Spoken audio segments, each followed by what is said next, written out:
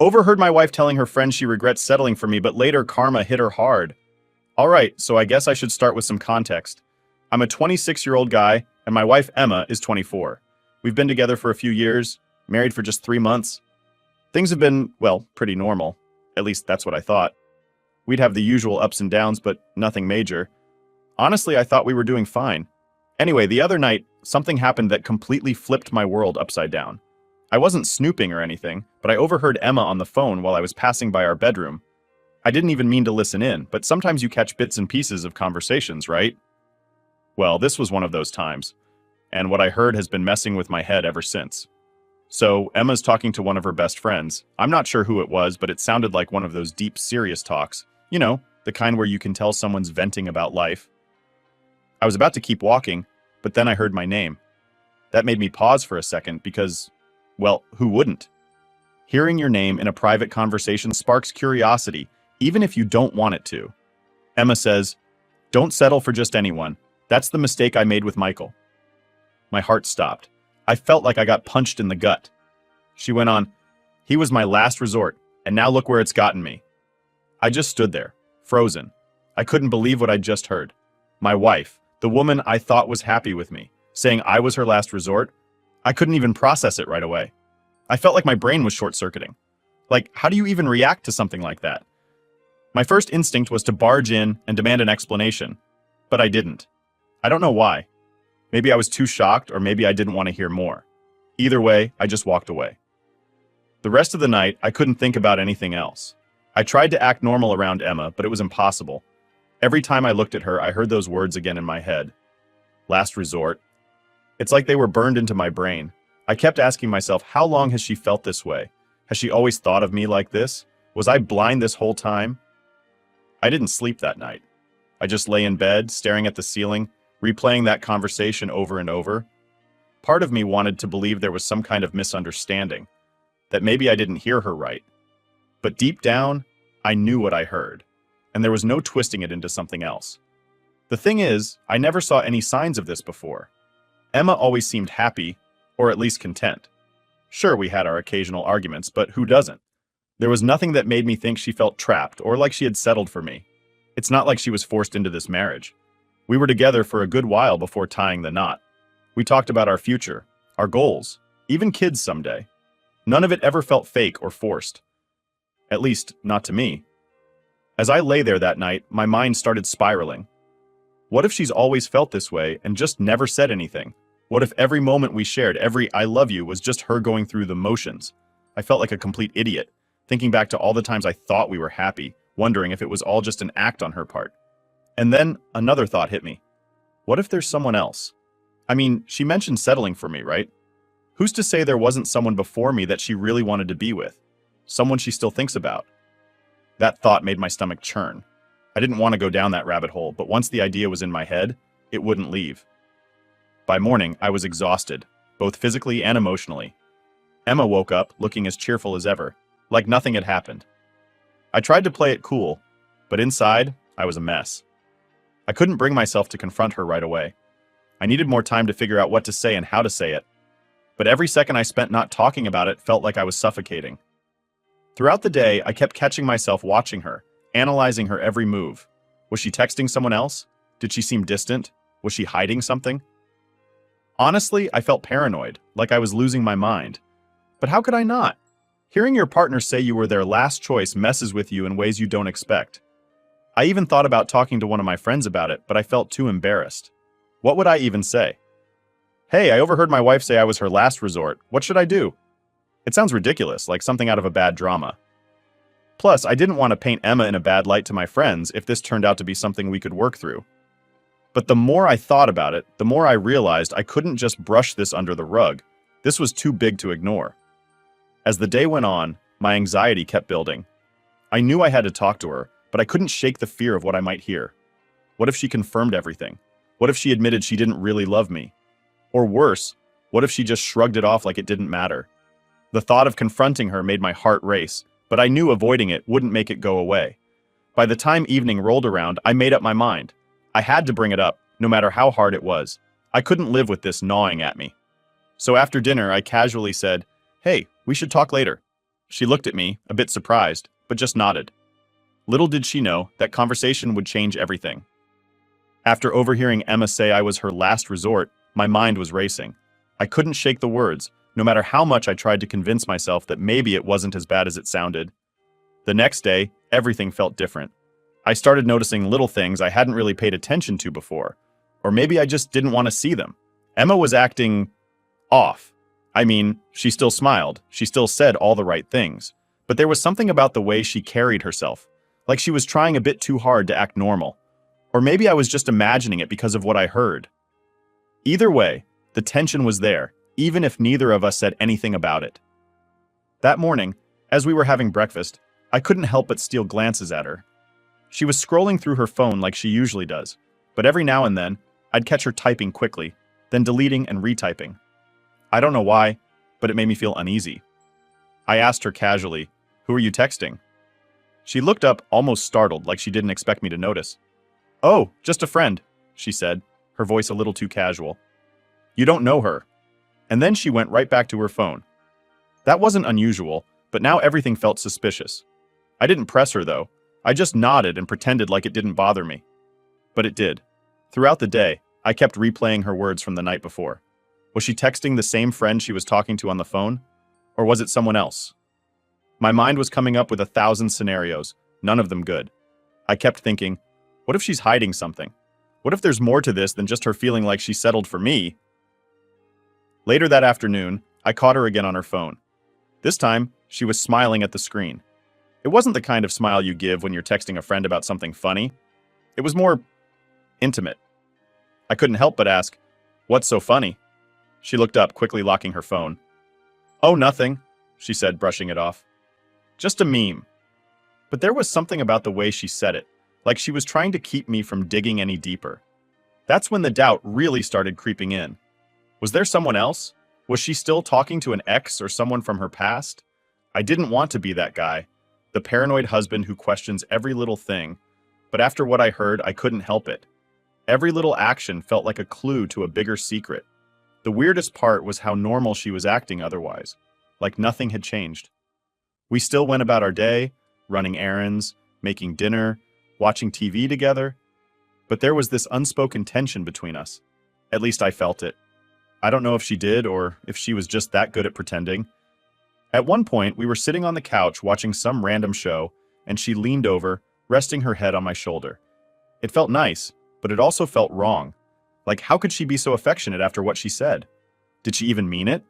Or was this her way of pretending everything was fine? I wanted to say something, to bring it up right then and there, but I couldn't find the right words. What if I was blowing this out of proportion? What if I misunderstood her conversation? But no matter how much I tried to rationalize it, I kept going back to that one sentence.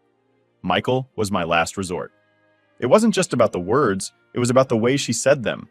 There was no hesitation, no hint of a joke. It sounded like something she genuinely believed. And that's what hurt the most. By the end of the day, I was mentally exhausted. I couldn't keep living like this, second-guessing everything she said and did. I knew I had to confront her, but I needed to find the right moment. The problem was, every time I thought about bringing it up, I felt this knot in my stomach. What if the conversation went worse than I expected? What if she confirmed all my worst fears? As we got ready for bed, Emma seemed completely oblivious to the storm brewing inside me. She kissed me goodnight and rolled over, falling asleep almost instantly. Meanwhile, I was lying there, wide awake, my mind racing with a million thoughts. I started thinking back to all the moments in our relationship where I might have missed signs.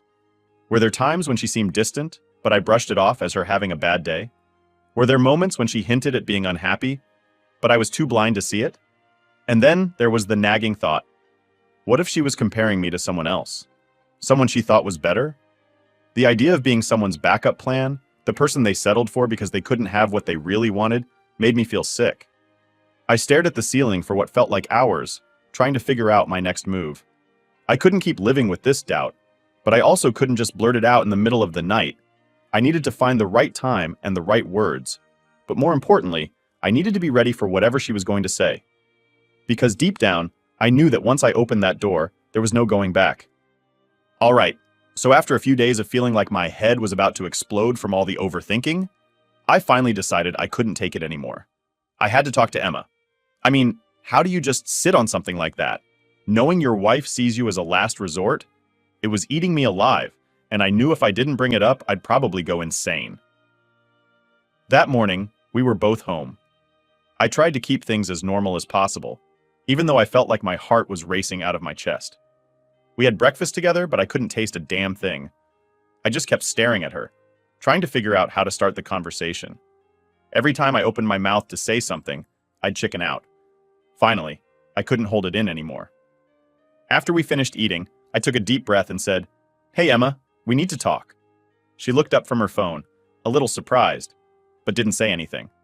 I motioned for us to sit in the living room. We sat down on the couch, and the tension in the air was so thick you could probably cut it with a knife. Emma looked at me, her face a mix of curiosity and concern.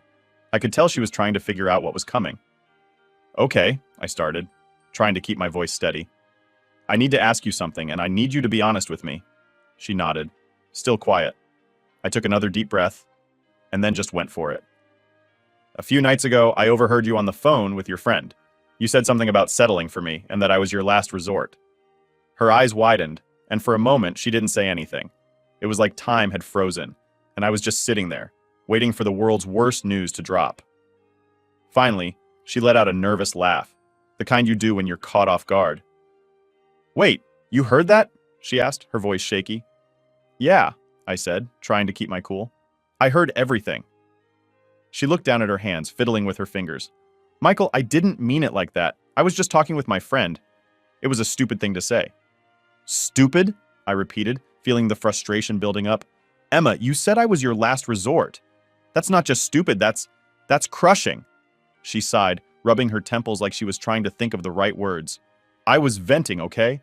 It wasn't serious. Sometimes you just say things in the heat of the moment, and they don't mean anything." "Don't mean anything?" I shot back. "Emma, those words don't come out of nowhere. You don't just casually tell someone you settled for your husband unless there's some truth behind it." She looked at me, her eyes filled with a mix of guilt and frustration. "It's not like that, Michael. I was talking about how everyone feels pressure to get married, to settle down. I was just, I don't know, venting about life." "But why say that about me? About us?" I asked, my voice rising a little. "If you were just venting, you could have said anything else. Why did it have to be about settling for me?" Emma shook her head, tears starting to well up in her eyes. "I didn't mean it the way it sounded. I love you, Michael. I really do. I was just feeling stressed, and it came out wrong." I wanted to believe her, I really did. But something about the whole thing felt off, like there was more she wasn't telling me. "Emma, I need to know. Do you really feel like you settled for me? Like I was your last resort?" She didn't answer right away. Instead, she looked down again, avoiding my eyes. The silence was deafening, and every second that passed felt like an eternity. Finally, she whispered, "I don't know." That hit me like a ton of bricks. "You don't know?" I repeated, my voice barely above a whisper. "What does that even mean?" "It means I don't know how I feel sometimes," she said, her voice trembling. "I love you, but sometimes I wonder if I made the right choice. Not because of you, but because of me. I'm scared I rushed into this too fast, and now I don't know how to fix it." I leaned back on the couch, trying to process everything. Part of me was angry, but another part just felt sad, like all the air had been sucked out of the room. "So what now?" I asked, barely able to get the words out. "What are we supposed to do with this?" Emma wiped her eyes, sniffling. "I don't know," she said again. "I didn't want to hurt you. I never meant for any of this to happen." We sat there in silence for what felt like forever. Neither of us knew what to say or where to go from here. The only thing I knew for sure was that our marriage was now on shaky ground, and I didn't know if we could fix it. After the conversation with Emma, everything felt like it was hanging by a thread. It was awkward, tense, and honestly exhausting. We didn't talk much the rest of that day. It was like we both needed space but were too afraid to actually say it. Every little thing felt heavy, like we were walking on eggshells around each other. The next morning, things were no better. We went through the usual motions. Breakfast, getting ready for the day, but it was like we were on autopilot. I couldn't stop thinking about what she said. "I don't know." Those 3 words just kept replaying in my head. It felt like a death sentence for our marriage, but at the same time, it left everything so open-ended. Like there was no real closure. Emma was unusually quiet too. Normally, she's the one who keeps the conversation going, but now it was like she was lost in her own thoughts. I caught her staring at her phone a lot, probably texting that same friend from before. I didn't have the energy to ask about it, though. I was too drained to even care at that point. By the afternoon, I couldn't take the silence anymore. I needed to get out of the house. I told Emma I was going for a walk, and she just nodded, not even looking up from her phone. That stung more than I expected. I walked around aimlessly for a while, trying to clear my head. But no matter how far I walked, I couldn't escape the storm inside me. When I got back, Emma was in the same spot on the couch, still glued to her phone. I don't know why, but seeing her like that made something snap inside me. I blurted out, "Emma, we need to figure this out. We can't keep pretending everything's fine." She looked up, startled. "I know," she said quietly. "I just don't know where to start." "Start by being honest with me," I said, my voice more forceful than I intended. "Do you even want to be in this marriage? Because right now it feels like you're already checked out." She bit her lip, clearly struggling with what to say. "Michael, I don't want to hurt you, but I feel so confused. I thought getting married would make things clearer, but it's only made me realize how unsure I am." That was like another punch to the gut. "So what are you saying? You want out?" "I don't know," she repeated, and I felt like I was going in circles. "I just need time to figure out what I really want." Time. That's always the go-to, isn't it? But time wasn't what I needed. I needed answers. I needed to know if we had a future or if I was just wasting my time holding on to something that was already dead. "Emma, time isn't going to fix this," I said, trying to keep my voice steady. "We're either in this together or we're not. Sitting around waiting isn't going to magically make things better." She looked away, her eyes filling with tears. "I don't know what you want me to say, Michael. I'm scared. I don't want to make the wrong decision." I sighed, running a hand through my hair. "And what about me? Do you think this is easy for me? I'm sitting here questioning everything about our relationship, wondering if you ever really loved me, or if I was just the guy you settled for because you didn't want to be alone." Her head snapped back to me. "That's not fair. I do love you, Michael. I'm scared I rushed into this." "Then why didn't you say something before we got married?" I asked, feeling the frustration boil over. "You had every chance to call it off if you weren't sure." "Because I thought I could make it work," she admitted. "I didn't want to disappoint you. I didn't want to be alone." There it was. The truth I had been dreading but half expected. She stayed with me out of fear, not love, and now we were both paying the price for it. We sat in silence for a long time after that, both of us lost in our own thoughts. I didn't know what to say anymore. What do you even say to someone who's basically told you they're not sure if they want to be with you? Eventually, Emma spoke up. "Maybe we need some space, just for a little while, to think things through." "Space," I repeated, almost laughing at the irony. "We've been living in the same house, but we've already been worlds apart for days now. What difference would more space make?" She didn't have an answer for that, and honestly, neither did I. We were stuck in this weird limbo, and it was tearing us both apart. That night, we slept in the same bed, but it felt like we were miles away from each other.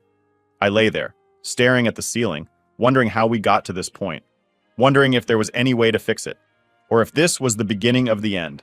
I couldn't shake the feeling that no matter what we decided, things would never be the same again. After everything that had happened, I knew one thing for sure. I couldn't stay stuck in this limbo forever. Emma's indecision, her "I don't know" about our marriage, was like a slow poison. It was eating away at me, and if I didn't do something soon, it was going to destroy me. I needed to take control of my own life, even if that meant walking away from the person I thought I'd spend forever with. The next morning, I woke up feeling more determined than I had in days. Emma was still asleep, curled up on her side of the bed, looking peaceful, like none of this was weighing on her as much as it was on me. Maybe it wasn't. Maybe she had already mentally checked out, and I was the one left holding on to something that wasn't there anymore. I got up quietly and went to the living room.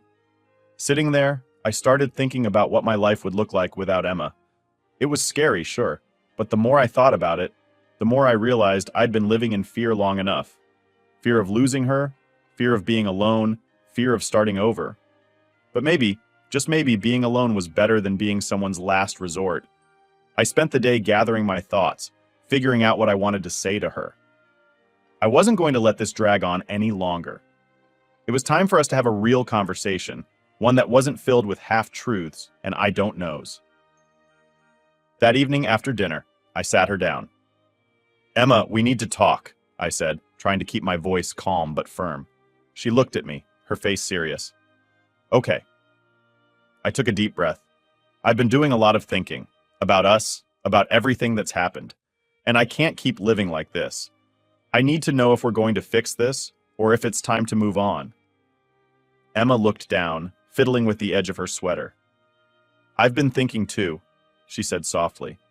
And I don't think I can give you the answer you're looking for. I nodded, expecting that response, but still feeling the sting of it. Then I think it's best if we go our separate ways, I said, my voice shaking slightly.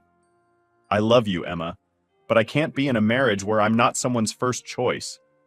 I deserve more than that. She started to cry, and for a moment I felt like a jerk. But I knew this was the right decision. Staying together out of fear or guilt wasn't fair to either of us. I never wanted to hurt you, she whispered through her tears. I know, I said, and I don't want to hurt you either. But sometimes the best thing we can do is let go. We sat there in silence for a while, both of us trying to process what was happening. It felt surreal, like I was watching someone else's life fall apart. But it was my life, and I had to own it. The next few days were rough. We started the process of separating, figuring out who would keep what, and how we were going to handle the logistics of splitting up. It was awkward and painful, but also necessary. Every step we took felt like another weight being lifted off my shoulders, even though it hurt like hell.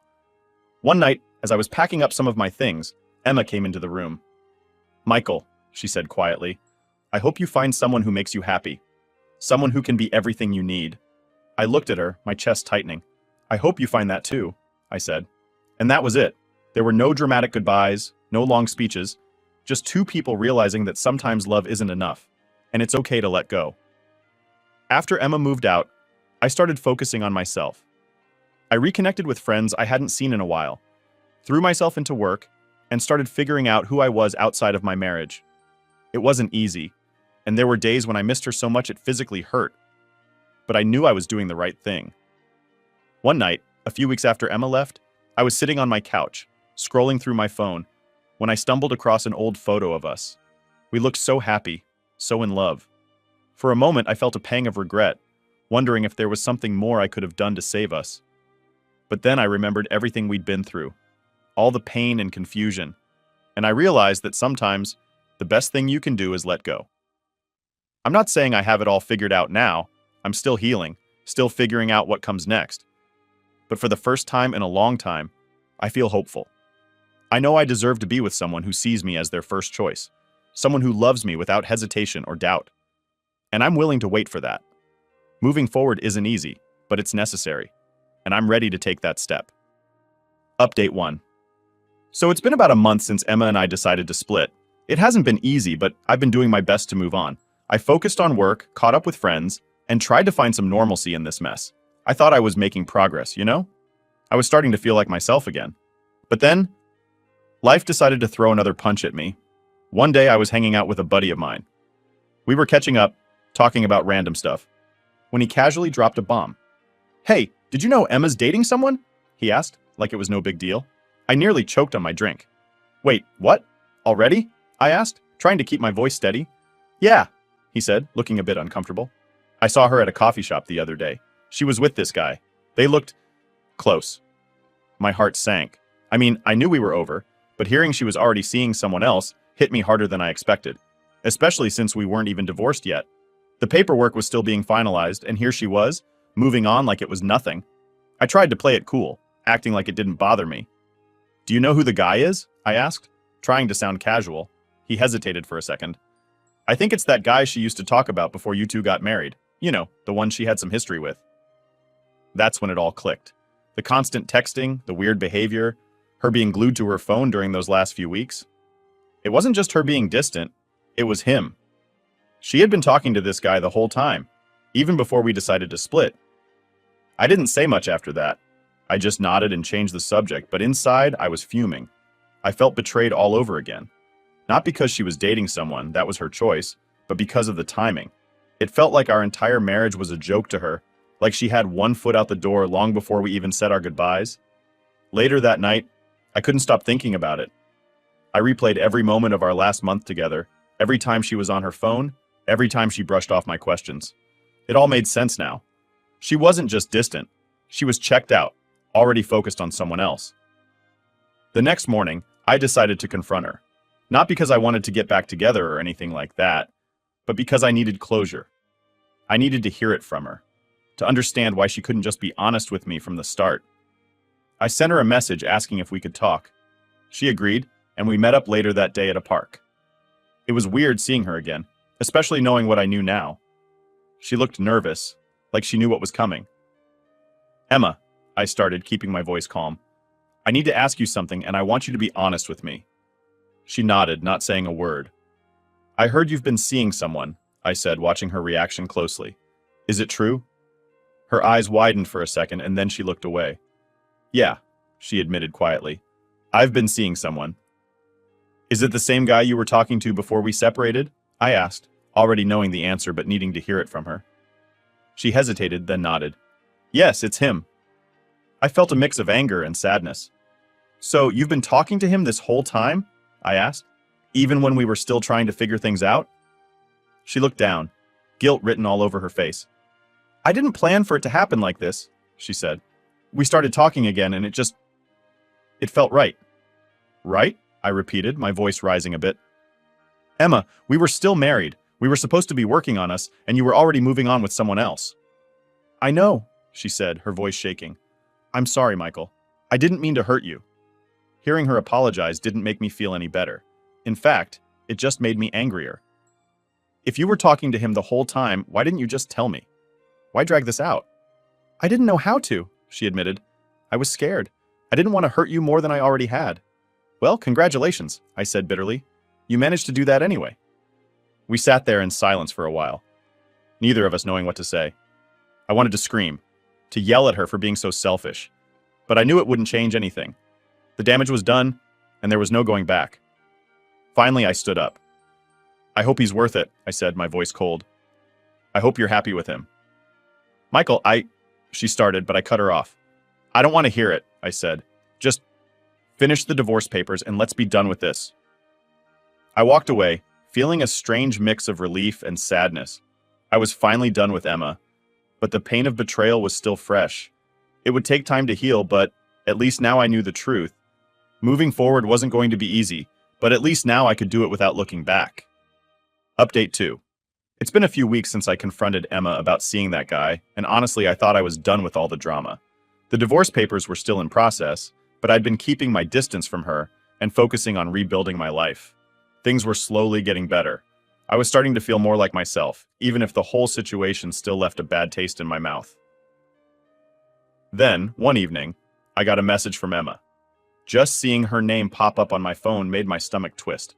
I almost didn't open it, but curiosity got the better of me. The message was short and vague. "Can we talk? It's important." I rolled my eyes thinking, what now? Part of me wanted to ignore her, but another part was curious. What could she possibly want after everything? Against my better judgment, I agreed to meet her the next day. When we met at a coffee shop, Emma looked like a wreck. Her eyes were red and puffy, like she'd been crying for days. She was fidgeting, barely able to look me in the eye. I didn't feel sympathy, though. All I could think about was how much she had hurt me, and how I wasn't going to let her back into my life. "Michael," she started, her voice shaky. "I know I'm the last person you want to hear from, but I need to tell you something." I folded my arms, leaning back in my chair. "What is it, Emma?" She took a deep breath, tears already welling up in her eyes. "The guy I was seeing, he was cheating on me. He was seeing another girl the whole time we were together." I blinked, not expecting that. I didn't say anything, just let her keep talking. "I found out a few days ago," she continued, her voice breaking. "I confronted him, and he admitted it. He didn't even try to deny it. I feel so stupid, Michael. I left you, and for what? For someone who didn't even care about me." She started crying, covering her face with her hands. I sat there feeling a strange mix of satisfaction and indifference. This was karma, plain and simple. She'd betrayed me for a guy who turned out to be a player, and now she was reaping what she'd sown. "I'm so sorry," she sobbed. "I made such a huge mistake. I thought I wanted something else, but I see now how wrong I was. I don't expect you to forgive me, but I had to tell you." I waited a moment, letting her cry. Then I said, "Emma, I appreciate you telling me the truth, but it doesn't change anything." She looked up, her eyes pleading. "Michael, I know I messed up, but can't we at least try to fix things? I still love you. I realize now that you were the best thing that ever happened to me." I shook my head. "Emma, you didn't love me. You loved the idea of not being alone. And when things got tough, You ran to someone else. I can't be with someone who only comes back when things don't work out with someone else. She reached across the table, trying to grab my hand, but I pulled away. Please, Michael, she whispered. Give me another chance.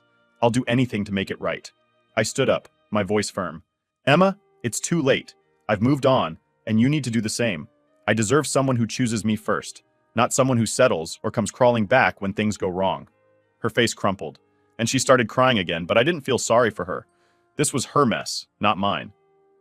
I'm sorry, Emma, I said, softer this time. But we're done. I walked out of the coffee shop, leaving her there in tears. It felt like a weight had been lifted off my shoulders. For the first time in months, I felt free. Emma's betrayal had been a painful chapter in my life, but now it was finally closed. Karma had done its job, and I was ready to move forward for real.